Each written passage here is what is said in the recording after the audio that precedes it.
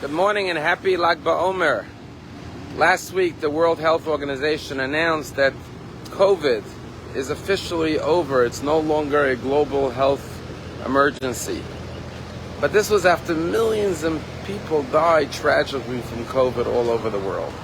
Well, today celebrates a story that happened in the first century, in the days of Rabbi Akiva, the great sage. And the Talmud said that a plague broke out and 24,000 students of Rabbi Akiva perished, died in this plague in the first 33 days of the Omer, which is why the first 33 days of the Omer is a sad period on the Jewish calendar, because we mourn these great sages. But today is the day that the students of Rabbi Akiva stopped dying, and therefore it's a big day of celebration. At Palm Beach Synagogue, we're going to have a big barbecue today to celebrate. And people light bonfires. And the question is, what's the big celebration? Well, 24,000 students died. And the answer is that only 5 students of Rabbi Akiva survived. And Rabbi Akiva didn't sit and become paralyzed by grief, but rather he said, let me go teach Torah to these 5 students of mine to continue and perpetuate the study of Torah. And one of these 5 students was the great Rabbi Shimon Bar Yochai.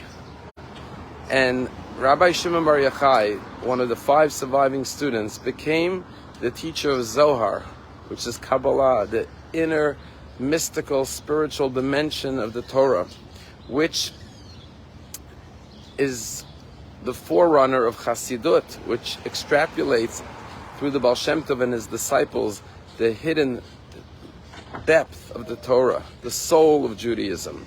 And that's why the custom is to light bonfires, because it represents the passion and the warmth and the love of Judaism, which comes from the teachings of the Zohar, which means light, through the teachings of Rabbi Shimon Bar Yochai, which was after 13 years of hiding in a cave from the Romans. He reached such great spiritual heights and was able to reveal the secrets of Kabbalah and Jewish mysticism. Today is also, in the counting of the Omer, the day that we focus on Hod Shebahod, which means gratitude of gratitude. And that's the lesson of Rabbi Akiva. He didn't look at what he lost. He looked at what he had. And he said, I still have 5 students. I'm going to go teach Torah to these 5 students. There's an amazing story of Rabbi Shimon Bar Yochai. There was a couple that didn't have children for 10 years. And they came to Rabbi Akiva and they said, we want to get divorced. We love each other, but we want to get divorced so we could maybe try to have children by remarrying. Rabbi Shimon Bar Yochai said, fine, but on one condition. Just like you got married with a joyous celebration, you should separate, get divorced with a joyous celebration. So the couple went and made a party. At the end of the party, he was drunk, the husband, and he turned to his wife and he said, listen, I know you're leaving my home, you're going back to live with your parents, but I love you and you can take anything you want as a parting gift from my house. And then he fell asleep. She said to the servants in the house, I want you to lift up his bed and carry it to my home. The next morning he woke up and he finds himself in her home and he says to her, I thought we got divorced. What am I doing here? And she said, don't you remember you said I could take anything I want from your home with me? I looked around and the only thing I really want is you. They went back to Rabbi Shimon Bar Yochai and told him the story. And Rabbi Shimon Bar Yochai said, I'm going to give you a blessing that you should have a child. And a year later, they had a child. The lesson of the story is that Rabbi Shimon Bar Yochai wanted to uncover the depth of their love.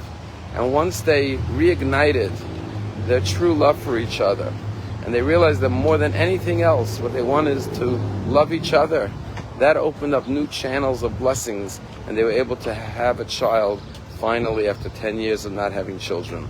And that is the teachings of Kabbalah and Chassidut, that the more we elevate our inner self, the more we ignite our soul with passion and with love and with warmth for God, for our fellow man, for Judaism, the more we become receptive and a receptacle and a vessel for all of the divine blessings, because everything in our external lives is truly a mirror and a reflection of our inner self. And therefore, if we live with more love and with more gratitude, we will be blessed with the fulfillment of all of our physical and spiritual desires.